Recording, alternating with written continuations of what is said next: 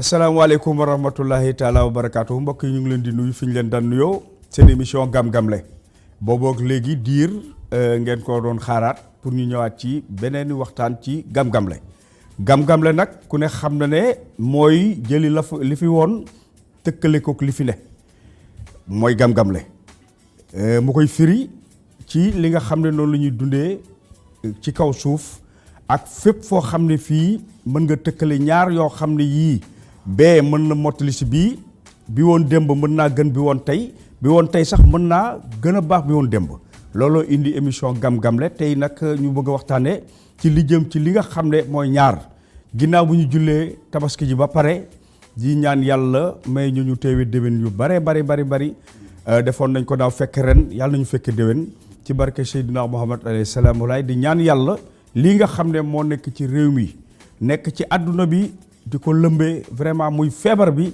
yàlla nañu yàlla jàppale ba mu dellu rek gannaaw waaye nag ndimbal na ca fekk loxol borom mooy lan dafa am loo xam ne lii feebar bi daf ciy néew doole la muy néewee doole nag mooy lan mooy mesure barrière mooy lan takk masque yi bu ñu takkee masque yi def li nga xam ne mooy gel yi nga xam ne moom la ñu war di raxasoo saabu beeg ndox mi nekk ci buntu kër yi ñu defaat ko xëy na du mën a dugg ci ñun te it yàlla mën nañu cee dimbali ndimbal nag da ci fekk loxol borom feebar la boo xam ne benn bunt la am benn bunt bi su ma koy wax mooy faju bi état rek moo la mën a faj ku mu dal kenn mënul faj sa bopp tey bu sa bopp doon metti rek yaay faji sa bopp boo rëqoon bala nga am damma yaa koy defi sa bopp sa xaalis nga koy defee waaye lii xaalisu nguur la goo xam ne gii xaalisu ñëpp la ñu waroon koo def ci leneen def ko ci feebar bi te nag mënuñoo jël xaalis bi yëpp def ko ci feebar bi bu ëllëgee du ñu am lu ñu dundee day gën a metti kon nañu fàggu bàyyi xel ci li nga xam ne moom la état wax gën leen cay jàppale ngir que feebar bi mën a dellu ginnaaw docteur yi aussi ñu ngi leen di jaajëfal ñu ngi leen di sargal ñu ngi leen di ñaanal yàlla sonn nañu amatuñ vie de famille dem nañ ba feebar bi sax di leen attaqué ñoom seen bopp li mu ci faagaagal ci ñoom am na mais loolu yëpp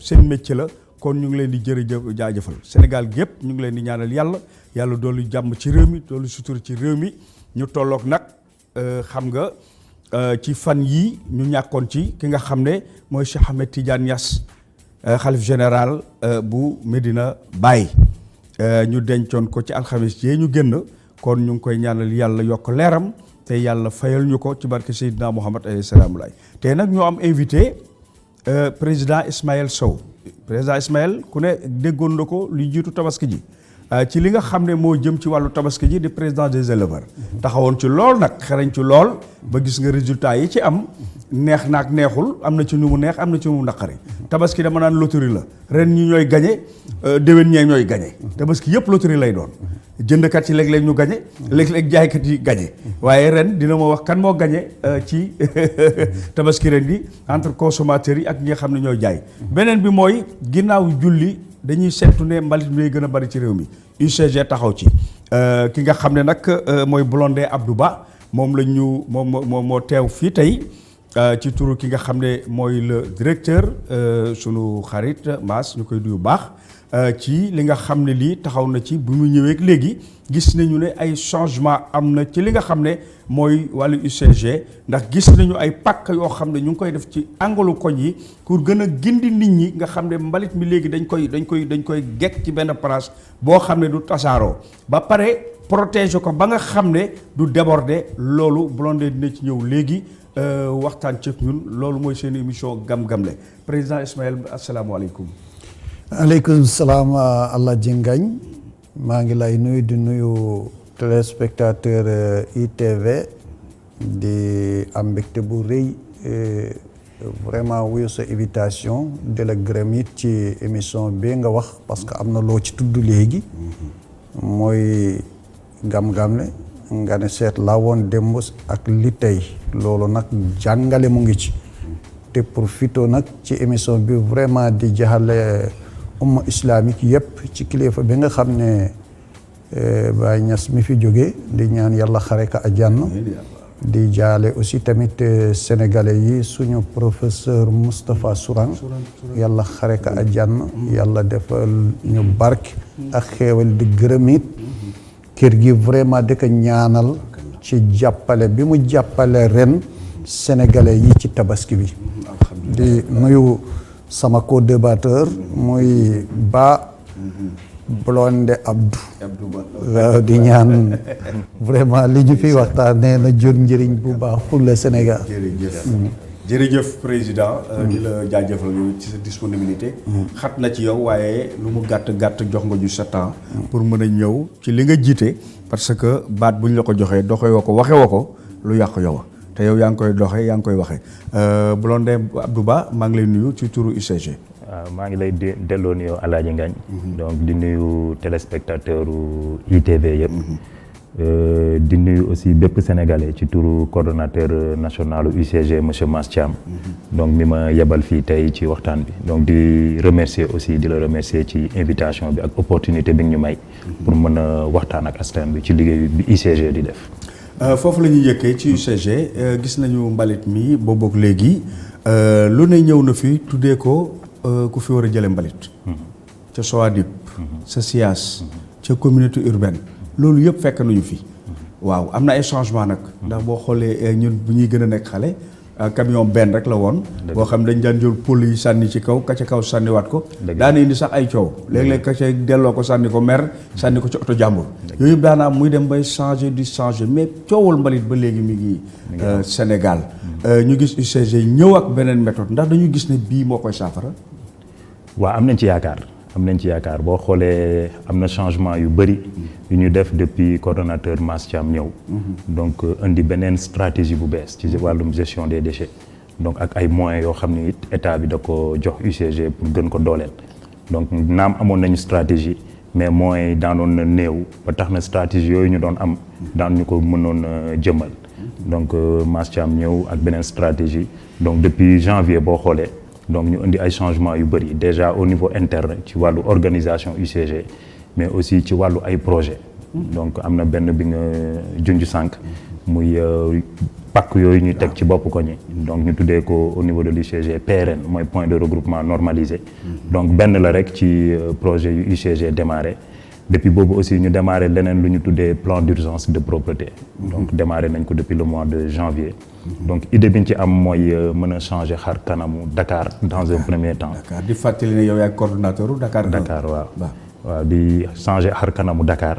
mais aussi jëmmal ko ci yeneen région yëpp nga xam ne UCG dafay intervenir. waaw donc loolu. fësal boobu lan ngeen ci jublu. fësalu plan d'urgence. waaw plan du non fësal bi ngeen fësal pàkk yooyu. non pàkk yooyu. ndax nit ñi dañ jaawul xam fu ñuy teg mbalitam déet. pàkk yooyu boo xoolee ci suñu diagnostic dañu gis ni dafa am ay coins yoo xam ne ci dëkk bi nit ñi naturellement dañ fay dem heure bu ñu amee mbalit rek dem def ko fa. donc oto bi bu rombee ak oto bi bu rombul ñoom fa la ñuy jublu. waaw ñu ciblé nag point yooyu noonu dans un premier temps. fekk leen ca mais point yooyu noonu faw ñu teg fa jumtukaay yoo xam ni mbalit mi dafa ne diir oto ji di ñëw te du xeeñ du déranger kenn. donc moo tax ñu ne au-delà de teg fa ay poubelle faw ñu clôturer ko comme ça animaux yi di dox ci biir dëkk bi du ñu mën ñëw di tasaare mbalit meeg yooyu. ñii seen loxo di doxantu. ak ñii seen loxo di doxantu. mais aussi ñu teg fa gardien. boo xam ni dafay nekk 24 heures sur 24. di relevanté donc am na ñu fay nekk bëccëg gi ngoon si ak am na ñu fay fanaan. donc ce qui veut dire que population yi 24 heures sur 24 am nañu liberté ñëw indi fa seen mbalit ci point yooyu noonu. te suñu oto yi aussi balaa pôle yi di fees nañu jaar ñëw jël ko. ci loolu ña ngeen fay teg ndax formé ngeen leen préparé ngeen leen ci nan la ñuy accueillir parce que parfois coow li mi ngi foofu. dinaa ñëw ba ñëw ci oto yi. waaw naa ñëw ba ñëw ci oto yi ñu koy dawal. parce que parfois man damay gis ay histoire yoo xam ne. ci biir koñ yi.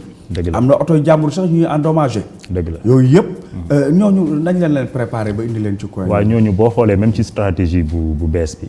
dañu créer benn cellule de formation. donc parce que UCG ci diagnostic bi ñu def dañu gis ni même suñuy employé laaj na tey ñu gën leen a tàggat donc ñu créer benn cellule de formation boo xam ni ñooñu nekk ci PRN yi dañ leen di tàggat ñu xam nan la ñuy accueillir parce que tey population bi dañ leen considérer comme suñuy client malgré service public la ñuy def ñu considérer population yi comme suñuy client maanaam tey boo yoree entreprise privée dafa am nooy accueillir sa client am nooy waxtaanee ak moom parce que bu boobu mooy tax ëllëg mu mën a dellu si donc UCG stratégie boobu la teg donc ñooñu ñu tàggat leen parfois na am coow nag du ñàkk mais tàggat nañ leen de sorte que même bu ñu leen tooñee sax ñoom ñu mën a am maîtrise tey seen bopp. ok ginnaaw loolu gis nañu mbalit mi ginnaaw julli gi noo leen ko préparé ba waaw bi yoon quand même dañ def ay innovation yu bëre parce que boo xoolee habituellement chaque jour daanaka UCG 2500 tonnes lañ daan yóbbu Mbëbës. 2500. waaw jour julli bi nag souvent quantité boobu noonu day doubler. lu koy jur. bon activités yi parce que bëri na nit ñi lu ñuy jënd bëri na nit ñi lu ñuy consommer ci période boobu noonu. donc jour julli bi dañuy dem ba plus de 4000 tonnes bii passé la ñu collecté ci jour julli bi. bii jour julli bi loolu nag day laaj foo doon utiliser benn oto. xam nga ni jour julli bi benn oto mënu ko def. donc bi yoon ñu gën a renforcer nag disposition yooyu noonu jël ci au niveau de Dakar yokk suñuy bac mooy pôle mbalit yi ñuy teg noonu teg ci 200 au niveau des grandes artères.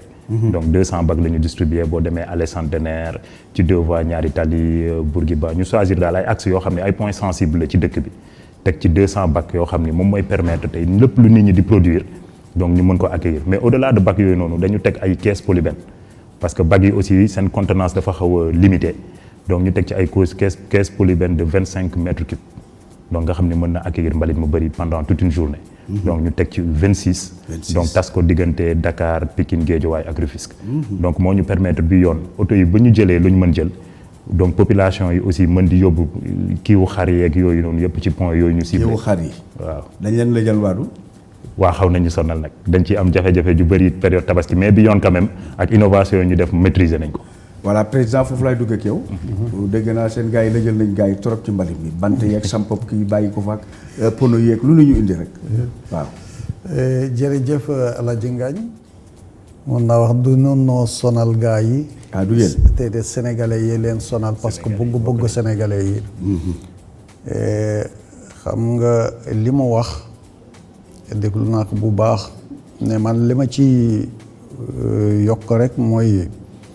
xar yi boo gisee ñu ñëw fii toujours que sénégalais yi dañuy rawandike pour na leen xar yi fekki si te wax bu ñu waxee na leen xar yi fekki si aussi loolu mooy pousser état ba état aménagé ay points de vente yoo xam ne yii ñu tuddee leen point toléré ñii ñu tuddee leen point normalisé nga xam ne yooyu la ñuy indi xar yi bu fekkee boo ko defee ñu indi xar yi foofu période boobu pour que ñu mën a jege population bi waaye gis nañu tamit ne xam nga lu mënul continuer parce que dëkk bi ni mu bindoo boo seetee xëy na tubaab yi lu bari ñoom ñoo ko defaroon mais bi ñu koy defar it ñoom dañu ko sóoraale problème yi dañu ko sóoraale woon ci seen xam-xam ak seen culture mais ñun dañoo yore suñu culture bopp parce que li la koy woon rek mooy tey yoon boo jógee Dakar di dem Thiès ni yoon wi bindoo Tëngéej rek boo duggee Tëngéej nga xam ne ba ñuy defar Tëngéej sóoraale wu ñu woon ne danañu dem ba jamono mel nii parce que bu boobaa kon ni ñu composé tabax yi du mel ni mu mel danañu bay ay espace waaye loolu tamit moo indi tey même point de vente yi nga xam ne dañu koy def biir Dakar dana des tuuti que yooyu aussi ñu disparaître parce que dëkk bi dafay évoluer ci wàllu tabax dafay évoluer aussi ci wàllu doomu aadama dafay évoluer aussi ci wàllu transport te yooyu yëpp boo ko seete ak nit ñi ni ñuy taxawee di jaay aussi jaaykatu ambulant yeeg yooyu ñu jaxasoog jur gi mënatul ne moo tax man dama yaakaar ne nguur gi dana xalaataat naka la war a mën a def pour que mu gën a mën a feexal Dakar pour mën a feexal Dakar naam du ñu génne point de vente yëpp biir Dakar mais danañu fekke lu ci ëpp doole mu gën a Dakar parce que tey boo gisee Dakar dafa xaw a takkaloo léegi ak Thiès te Thiès aussi mu nekk benn capitale régional boo xam ne bi mun nañu ko tuddee banlieue capitale nationale kon xëy na tey war nañu mën a aménager beneen forage boo xam ne bi dafay accueillir lu ëpp ci jur gi diggante Thiès ak Dakar loolu moo taxoon man ma xalaat même que ni ñun éleveurs yi ñu xalaat ne est-ce que forêt bi nga xam ne nekk na diggante Thiès ak Dakar te ñu koy lekkee ndànk forêt boobu waruñu mën a seet ay hectares yu lu war a mot ay 20 hectares ñu mooy àllub kaañ. waaw àllub kaañ. waaw président déclassé ko. waaw ñu def fa marché à bétail ñu defaale fa même abattoir. abattoir waaw. su ko defee ñu organiser fa ba aussi bon na fa benn forage. boo xam ne bi dana mën a ravitailler. ndox bi nga xam ne moom la ñu soxla. léegi su ko defee ville bu mel ne Dakar ak ay Thiès. du ñàkk mu am ay points de vente. mais dana gën a féex. dana gën a feex. ginnaaw loolu dinañ ñëw ci loolu plan bu am solo la bu développement pour désengorger waat affaire yi parce que gis naa ren li nga wax dem nañu ba yenn côté yi marchand tablier yi. ak xar yi. ñoo jaxasoo. boo jëlee fii ci yoon wi jëm Gueule Tapée ba jëm Soumbédioune. man dama gis ay xar yu nekk ci biir ay table. c'est-à-dire tablier yi ñoo waroon may borom xar yi. xëy na diir. waaye ñoom it ñu ngi ne dañuy dàqale tabaski ji. li nga wax am na. dem nañ léegi ba tablier yi ak xar yi dañuy jaxasoo. te loolu lu doy waar la. ginnaaw loolu tey ban xayma ngeen def ginnaaw bi ñu jullee ba pare campagne bi amoon na solo gis nañu fu ne yaa ngi fa daan dem ànd ceeg ministre bi ñu ngi koy féliciter bu baax. di ko ndokkeel ci résultat yi mu am ci parce que moom li mu waroon def rek def na ko. mooy ubbi yoon yi.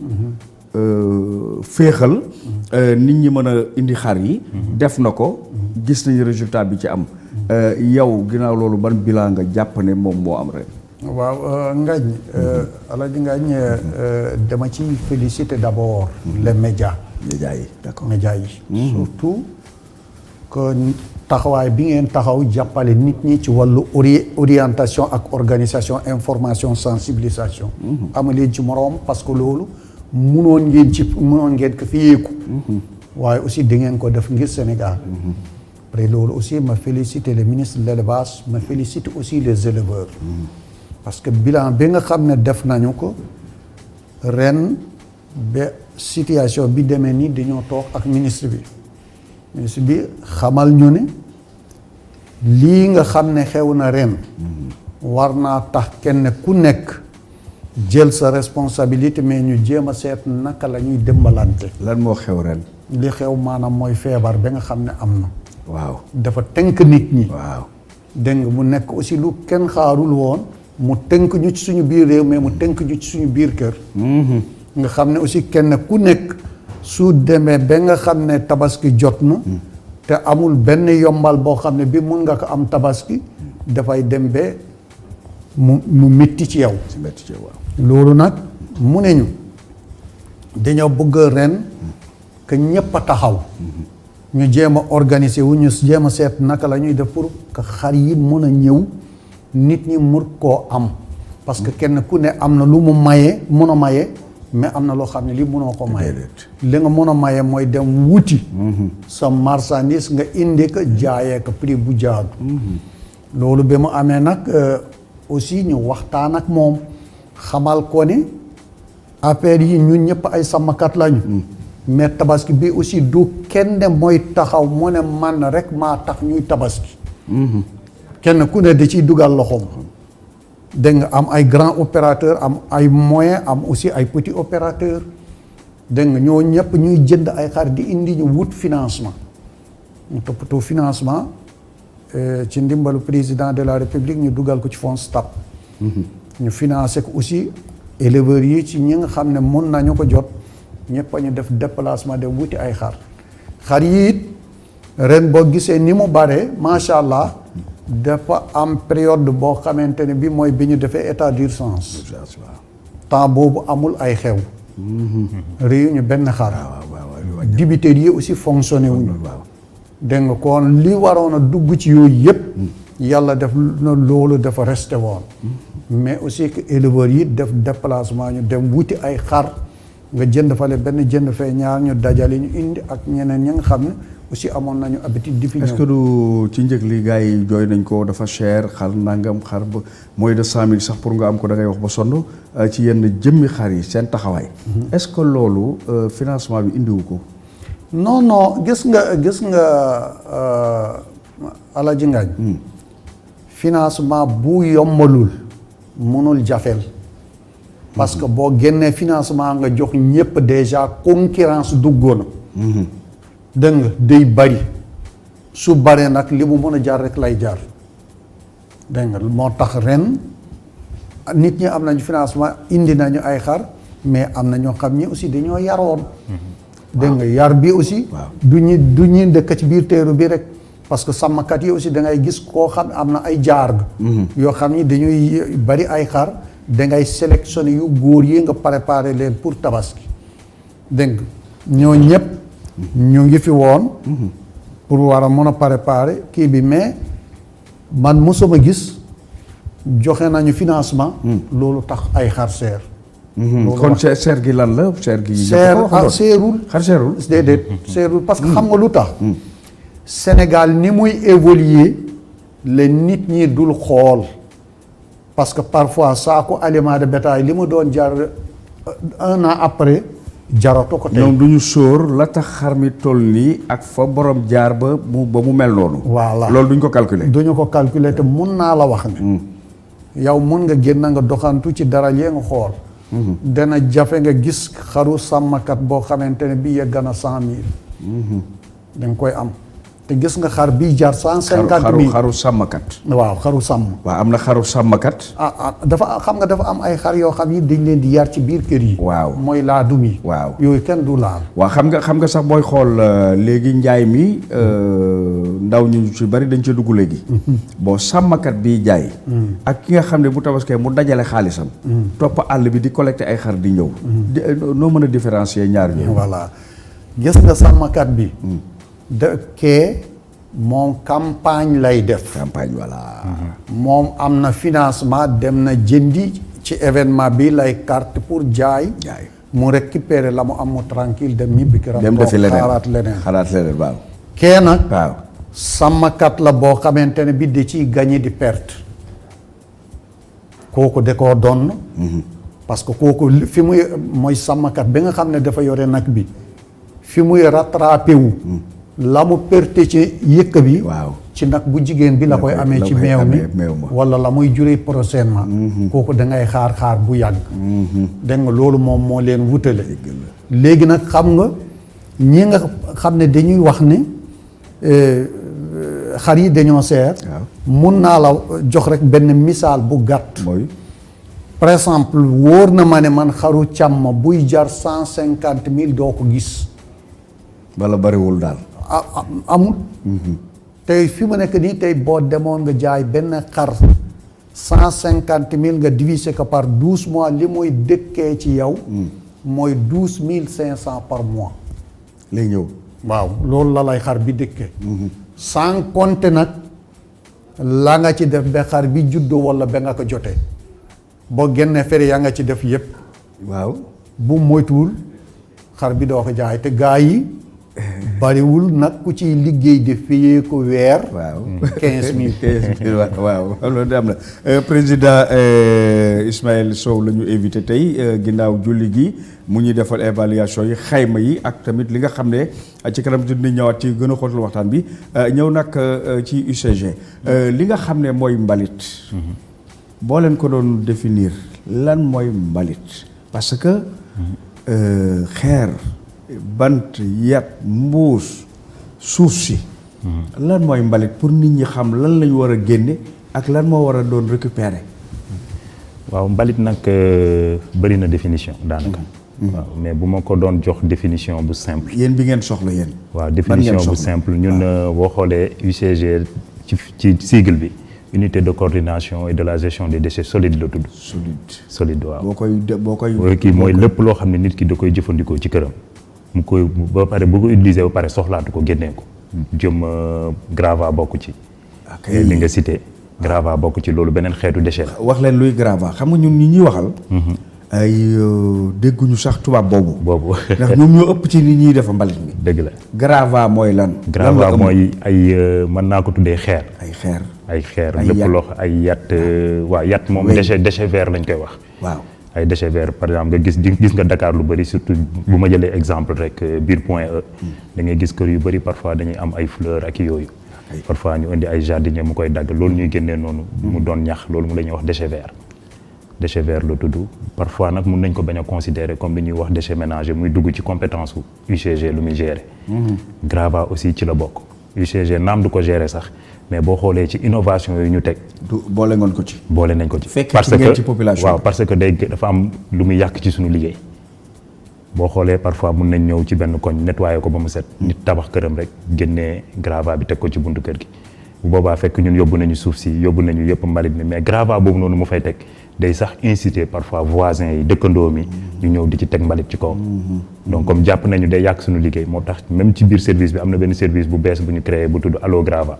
Allo Grava parce que dañu jàpp ni que Sénégal gis nañu amul kenn kuy proposer service boobu noonu à ceux qui produisent des gravats là maanaam tey boo jëlee sa gravat def tabax sa kër wala am loo ci modifié. gravat boobu noonu amul benn service bu la koy yóbbu. mooy xeer ya ngay génne. xeer ya ngay jàll ko ci buntu boo xoolee souvent ay charretier sax lañ koy jox. waaw te charretier yi dañuy tourner dem xool tali bi foo xam ne dafa yàqu rek. ñu ko fay sotti ñu ko fay sotti. waaw boole béton bi ak. boole kii bi yëpp ak goudron bi ak goudron bi ñëw sotti ko fa. te boobaa day am leneen lu muy jur ci non seulement circulation bi. mais aussi dañuy foog ni ñoom dañuy defar alors que dañuy yàq.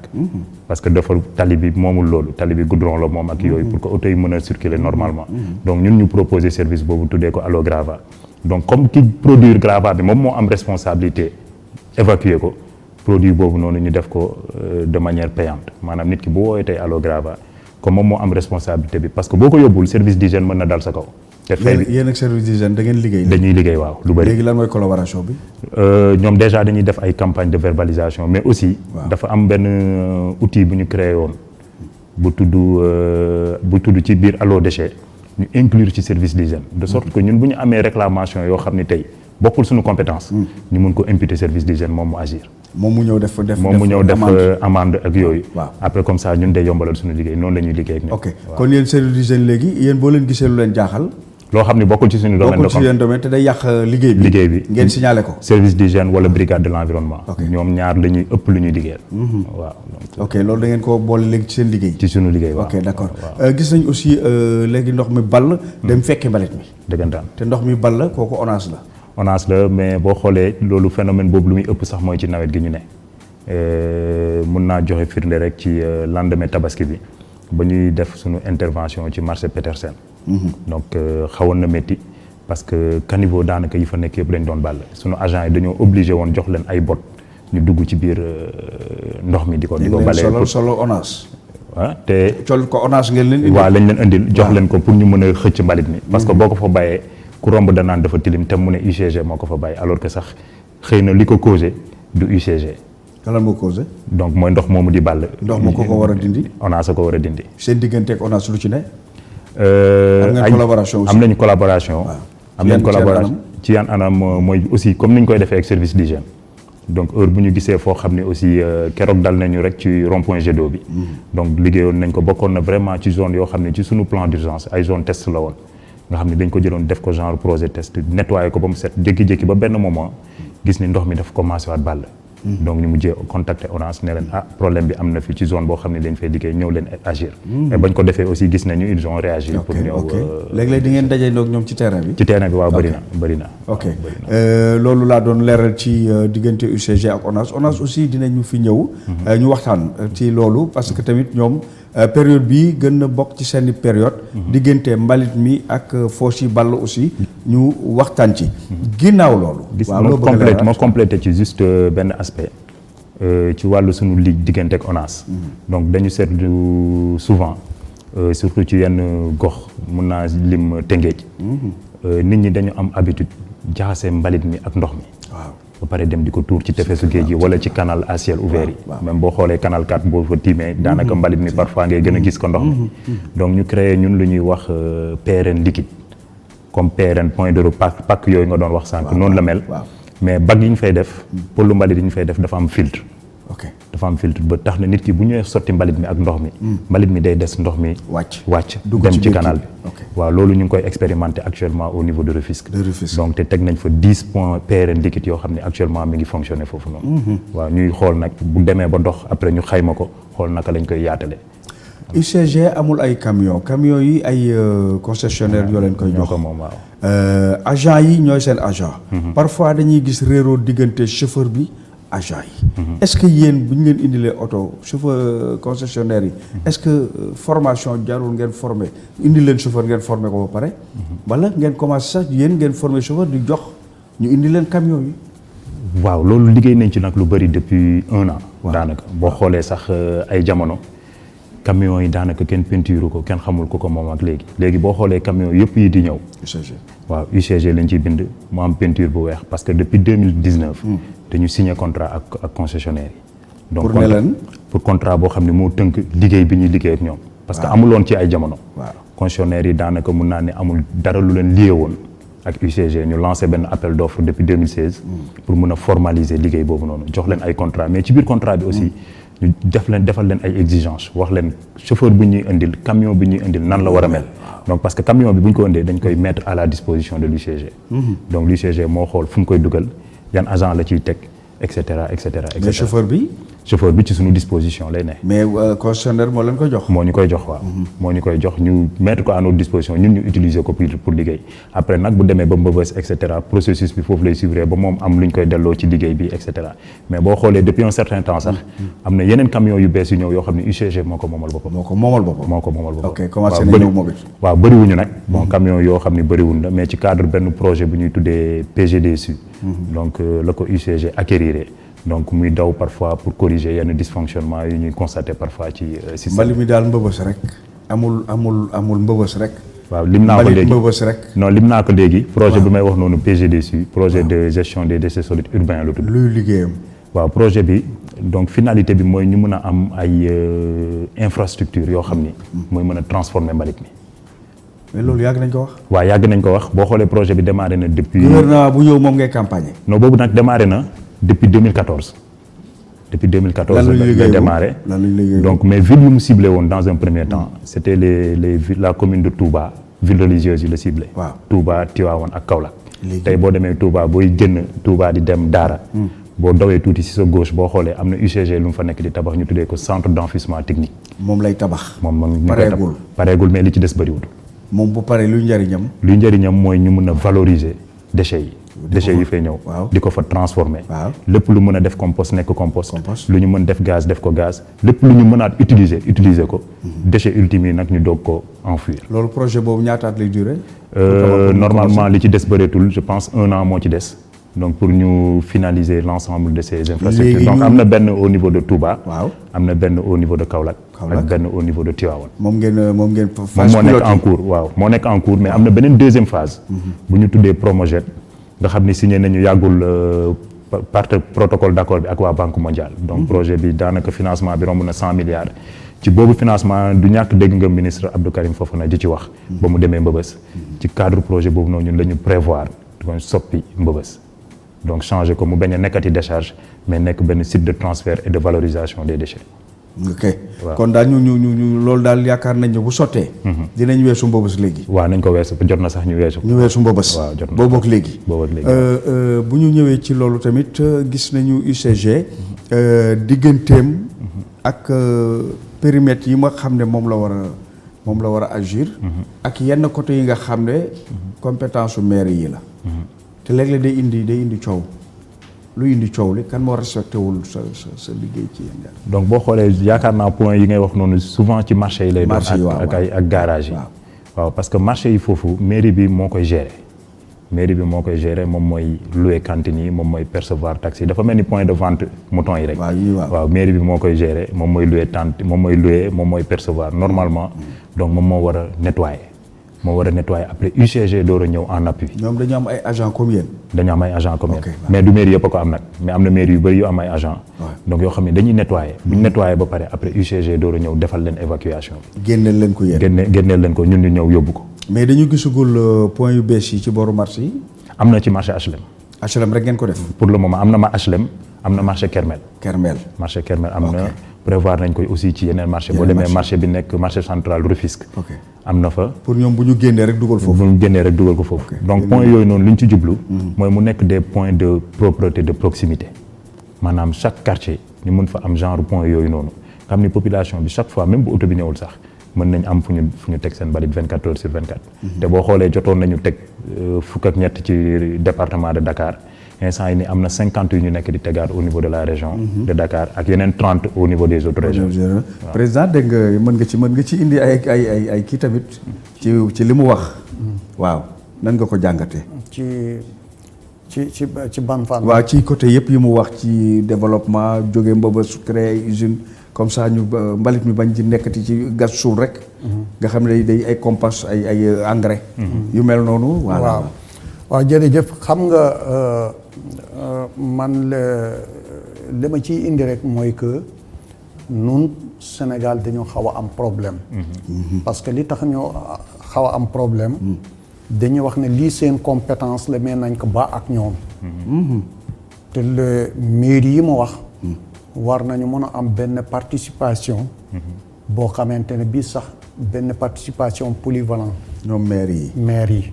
yow am nga yow xam nga maire yi.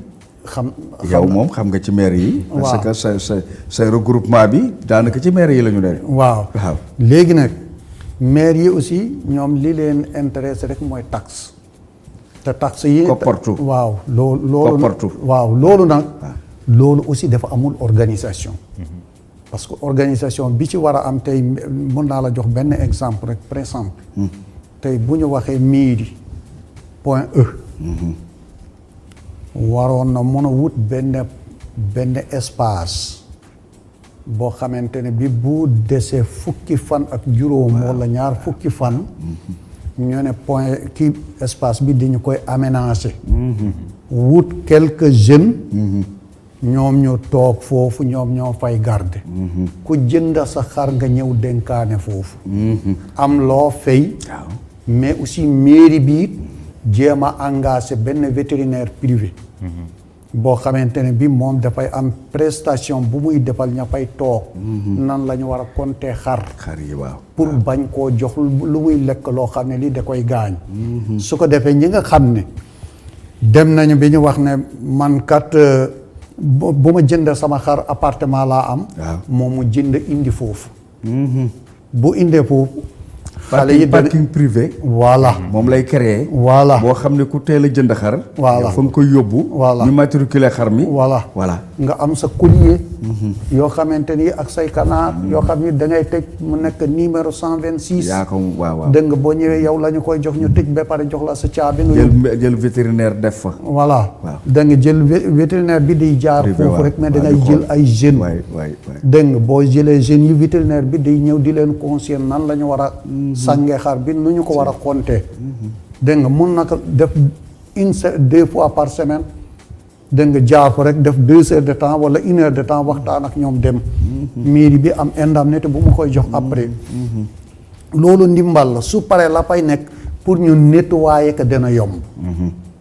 ñaareel bi aussi mooy loolu ci sama mbokk éleveurs yi la ñi nga xam ne dañuy dem di jënd ay xar loolu aussi ñu organiser ko d'une manière diggante corps contrôle yi mooy police ak gendarmerie ñi nga xam dañu ak douane ñi nga xam dañu contrôler sur la route.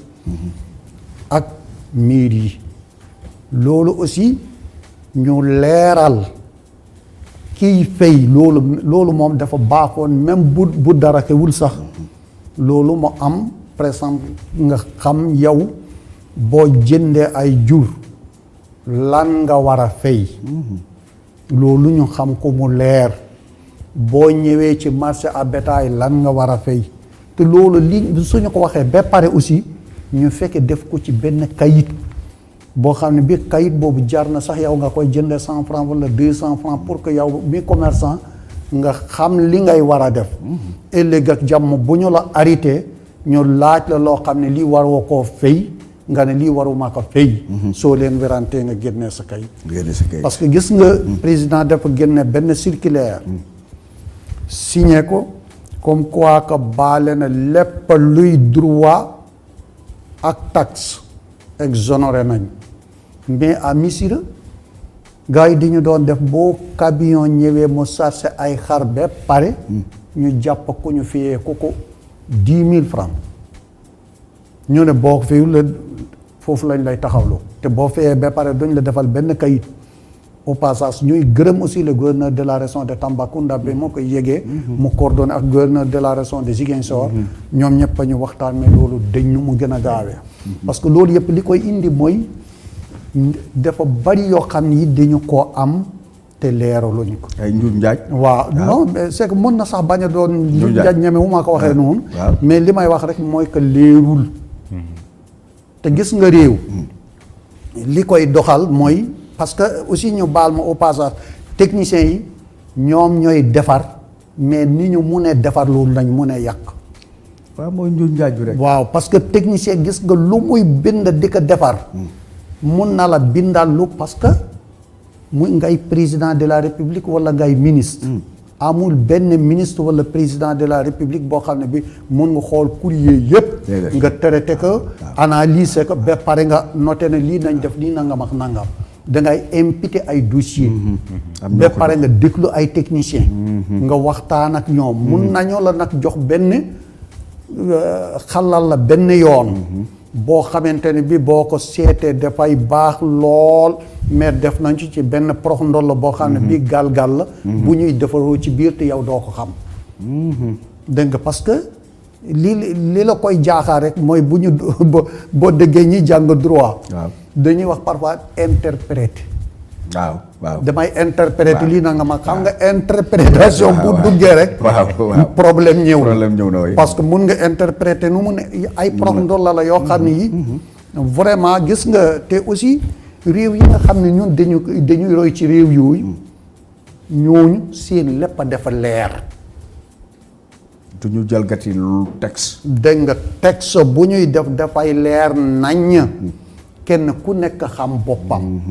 parce que tey ku ne tënku ci. ku nekk tënku ci. waaw. te boo jàddee yoon aussi nga gis ka parfois nga dëgg ma wax ni nun état nit ñi défendre ñu état gis nga ñu baal ma ci moo boobu rek tey bu nit nekkee ci service def la dara loo xam ne lii du dëgg du yoon boo demee ci kilifaam nga wax ko au lieu que mu tegaat ko ci yoon da koy faral da koy couvrir pourquoi parce que kii fonctionnaire la nangam ak nangam sama kii la ak yooyu di koy jéem a couvrir te or que nag yow da nga ko waroon xamal leen li mu def du dëgg du yoon ñu tegaat ko ci yoon parce que pour dul la di yàq état même bu dul sax ci kanamu ki mu ko defal waaw war nga bu demee nga woo ko nag teg ko ci yoon ma ne la même bu fekkee du ci kanamu ki mu ko defal waaw parce que tey bu fekkente ne bokk nga ci benn département ministériel nga def loo xam ne li jaaduwul dégg nga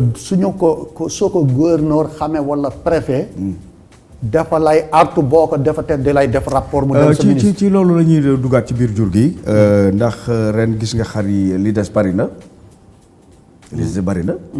dama gis ne daal dañuy bàyyi tabaski day loo xam ne ci Sénégal amul dara lu ko gën a neex ci Sénégal bésu tabaski gisuma bés bu ko gën a bu ko dàq ci Sénégal gisuma ko te kenn du ko waajal fi mu ne wax ji buñ ci paree tabaski jàll na bu deseetee ay 2 mois rek président Ismaïla jógaat moom it lu tax 2 mois ay lu tax mën leen waajal ci kàttanu yàlla bu ñu ko yàlla mayee ñu ne nañu waajal tabaski 2021 bi waaw xam nga ban jafe-jafe ngeen am ba doo leen ko mën a def déedéet éleveurs yi diñu koy waajal buñ ko dul woon waajal kon duñ fi indi ay xar parce que xar yi ngay dajale nga jënd ak indi mais yéen da ngeen di wàll yante non bu ñu ubbiwul Mali ubbiwul Mauritanie dama ne nan lañu mën a def ba bu tabaski jotatee dërëm bi du génn gaal bi dërëm bi du génn gaal gi nga xam ne lépp ci Sénégal lañ koy jëlee waaw gis nga amoon na temps boo xam ne bi Sénégal xawoon na res dégg nga xawoon na wàcc mais Aminata Mbengue bi mu ñëwee dañoo waxtaanee loolu waaw ñu ne léegi nañu jéem a xool nan la ñuy def pour que Sénégal am autosuffisance waaw lu doy mu ne nañu faj xar yi ñu wér jamono jooju fekkoon na ci la ñu wax mooy service bi nga xam ne ci moo yore affaire vaccination yeeg yooyu seen budget dafa toll woon ci 300 millions mais état yokkaat ko bi mu nekk 1 milliard ñu yokkaat aussi taux de vaccination bi ñu fekk aussi ñu suivre jur gu sew gi loolu rek déjà jur gu sew gi commencé war na indi record jur gu sew gi mooy xar yeeg bi waaw yu sew waaw dégg nga ñu gën koo defaraat pour que mu gën a produire bu baax ñu gën a dëgër waaw léegi nag sàmmkat yi ñoom bu fekkee parce que avant opérateur éleveur opérateur bi li muy am ci éleveur bi la koy amee li fiy génn ci ay xar ci suñu zone ferle wala zone sylvopastorale bindeef mën na la wax nu mu toll. dégg nga yor nañu xar yu bari parce que même boo demoon tey ministère de l'élevage nga laaj leen wax naa ko démb ci estimation yi nga xam ne def nañ ci xam nga booy def estimation. dangay naan gën gaa tuuti. waaye doo wax gën gaa bari gën gaa tuuti. waaw gën gaa tuuti am nañu. nangam 7 millions. yu manqué tuuti ci ay xar te man wóor na maa ne ëpp na. ëpp na ko waaw. dégg nga kon am nañu ay xar. xar yooyu nag xar bi ñuy tabaski lu mu bon atam dana teg. 1 an dana teg. 1 an boobu bu tegee nag day fekk yow ci ba mu juddoo nga koy commencé organiser sélectionné ko départ que di ko compte di ko faj. parce que am nga objectif bu tabaski jote bi da nga ko yóbbu jaay ko. xar yu jigéen yi. seen coono ci ak boucher yi. repos biologique bi. nga xam ne période bii ñu toll nii. xam nga ñu ngi ci mois de juillet. xar yu bari ñëw nañu daje xar yi. nga xam ne boo compté dans 17 jours ci yenn côté yi. xar yi commencé nañu ëmb. nan ngeen di def ba protéger leen. ëmb gi mën a continuer ñu bañ leen yóbbu ci boucherie yi. waaw c'est gis nga foofu Alaaji Ngañ xar bu jigéen xam nga lu bari nit ñi dañu koy wax. mais man gëmeewu ma ko ni ñoom ni ñu koy waxee. lu tax. gis nga xar juram dafa gaaw. waaw. juram dafa gaaw. dégg nga te gis nga xar ak béy bokkul ak nag. foo fekk sàmmkat dafa am 4 catégories yu mu yore. ban ak ban. catégorie bu mag bi mooy nag. nag yi waaw. juróom-ñeenti weer lay ëmb. am doom nampal presque ñaari at yu mag tuuti comme nit. waaw waaw. xam nga li ma la wax. mu am xar muy ëmb juróom benn weer. di jur. ok mën na jur ñaari doom mën na jur benn doom mën na jur sax ñetti doom. bii aussi la même chose. ganaar gis nga nag boo amee soxla bu ndaw boo xam ne bi buggoo songa nag mun nga jël xar nga jaay ko jënd ceeb parce que ni ngay régler say affaire ci xar yi ak béy yi munoo ko régler noonu ci nag yi. waaw mais kii bi la protection bi. protection yu jigéen yi. yu jigéen yi nga xam dañuy jël xar bu ëmb wasinagul ñu yóbbu ko boucherie. mais xar moo xam ne dafa wasin tey ñu xonc doom ji. dem yóbbu boucherie. est-ce que yéen loolu yow bokkul ci seen liggéey ngeen taxaw ci. moom laa lay wax dama laa ni. waaw. gis nga kiy sàmmate mu yore ay jur. waaw. du jël xar boo xam ne bii dafay produire mu baax mu am rentabilité mu koy jaay ñu koy rey. non yéen ak boucher yi laa wax. waaw. ndax boucher yi bu ñu amee xar ci yéen lañ ko jëlee. waaw. waaw loolu est-ce que jotul ngeen jël ci ay mesures. dama laa ne loolu mënul ñàkk parce que xam nga lu tax. waaw ni ngay sélectionner jur yi nga am. waaw bi ci gën a ñàkk a mën a produire mu ñàkk a am rentabilité. boobu ngay jaay. jusqu'à sax mu wasin tey nga xonc doom ji. déedéet loolu moom. parce que mboote yaa ngi ci mbedd yi ñuy yeew di jaay loolu baaxul non nit mën na xonc doom it. jaay ko parce que gis nga ñi ñuy jaay noonu ci koñ yi. waaw mboote yooyu en général yooyu. waaw boo demee bu moytuwul fekk dafay nekk benn melo nag am na ku ko soxla. waaw mais ak buy nàmp bi laa wax mboote ay mboote la ñuy jàpp. ci tali bi di jaay ay mbote yoo xam ne dañ leen war a protéger ba ñu dëgër sax au moins. waaw mais gis nga ki koy jaay ma ne la am na lu tax. yow yéen seen kii bi association bi amul benn droit pour protéger loolu. gis nga ñun ci expérience yi ñu am. te mu bokk ci suñu aada ak suñu liggéey. xar bu jigéen walla nag bu jigéen walla béy bu jigéen. waaw bi ci produire nu muy gën a gaawee boobu danga koo soxla parce que dafa la amal rentabilité. boobu doo ko jaay benn mboote booy jàpp nag di jaay day fekk soxla taxaw na. ordonnance walla problème boo xam ne mënul ñàkk. xam nga président. waaw waxuma bul jaay sa xar bu jigéen. waxuma bul jaay mboote. dama ne man li may wax li ma gis la. xar wasin na tey. ñu xonc doom ji yóbbu ndey ji boucherie rendi. doom ji des ñu koy toltolaan di nàmpal est-ce que loolu yéen loolu est-ce que jaadu na. jaaduwul mais aussi. am na lu tax ñu def ko ki ko def kii def loolu wóor na la ne kon am na problème boo xamante ne bi loolu rek moo fa si soo man daal gis naa ne sax du problème loolu ndax habitude laa gis man. habitude. waaw boo demoon ci daral bi bon man daral bi xam nañu woon. xam nga damay waxtaan ak yow ci jur gi. te dama ci ne. dama ci ne. waaw. jur gi ñi ma xam nañ ne maa ngi ci. moo tax tey sama waxtaan ak yow. fii ma dugg ak yow xam naa sax nit musuma dugg ak yow. waaw mais gis nga Alaaji Ngaañ. waaw. mënu ma la wax lu ma xamul mënu ma la wax lu ma jàngul. non dama la ko signalé rek. waaw mais gis nga li nga wax. waaw. man li ma ko doon gis. loolu lu raar la. léegi nag dafa bari de. d'accord léegi nag bëgg waaw naa nga dugg ci daral bi demul dugg ci daral bi balage yi mais loolu saa yuy am. waaw li tax muy am Alaaji Ngaañ. mooy day fekk problème am na. gis nga liy puus gor bi mu sàcc. liy puus gor bi mu sàcc. moo puus gor day fekk nit egg na ci stade boobu. waaw d'accord jur gi pour faj soxla yi la. loolu nga ma bëgg a leeral. te mooy dëggit. waaw waaye nag am na exception boobu nag xam naa ne bëggoo cee yàgg lool. waaye nag bañu ma ci yàgg sax. parce que lu ci nekk dafa baax mais yow ñu décortiquer ko ma jàngat ci. am nga ci saafara loolu. kan yéen ñi nga xam ne pour protéger jur gi noonu parce que tamit nit ki li koy indil njariñ dëgg yàlla war na ko gën a mën a bàyyi xel. gis nga Alaaji Ngaañ. sàmmkat. naka jekk dafa bëgg jur boo xamante ne bi xam aussi li koy jur di indi. li koy jur di indi la. xam nga li ma la wax. moo tax bu demee ba jaay lu mu moomal boppam. jaay lu jaaduwul quoi. waaw du ma ko tuddee noonu. loo xam ne waaw. man du ma ko tuddee noonu. non président yow xam naa da ngay bañ gars yi boo leen delloo assemblée générale. ah non président nanga boo léegi ñu ngi ci nawet bi ban appel ngay lancé diggante sàmmkat yi. ak tool yi. waaw parce que nawet baa ngi ban ngay lancé parce que toujours tamit day am ay yow àtte nga ba tàyyi loolu. waaw diggante baykat bi ak sàmmkat bi. sàmmkat bi loolu lu métti la.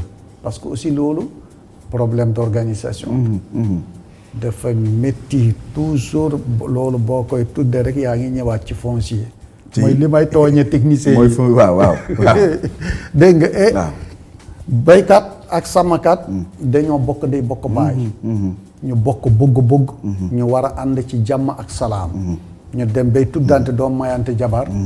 waaye aussi léeg-léeg mu am problème yoo xamante ni kenn du ko mën a rek. ruur te waaw ruur xam nga ruur. waaw jur dana ruur mais tool dana ruur.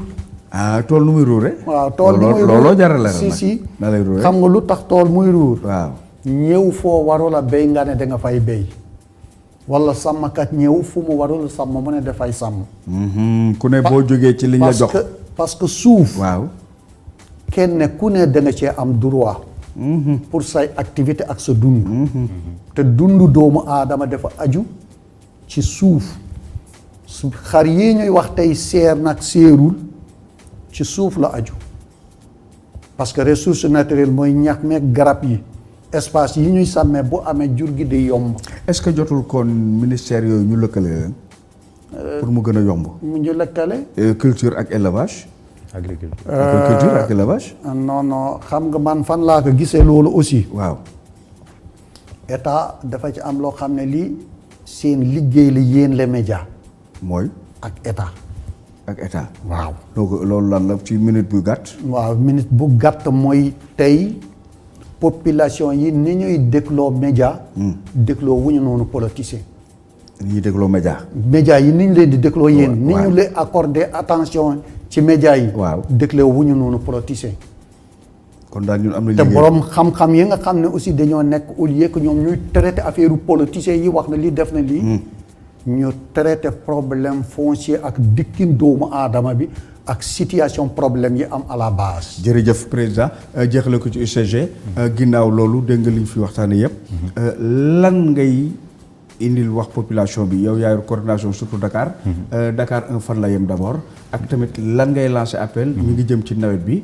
ak tamit nan la ñu mën a gérer ba population bi santé bi aussi ak mbalit mi. waaw merci Alaaji Dakar 1 boo xoolee.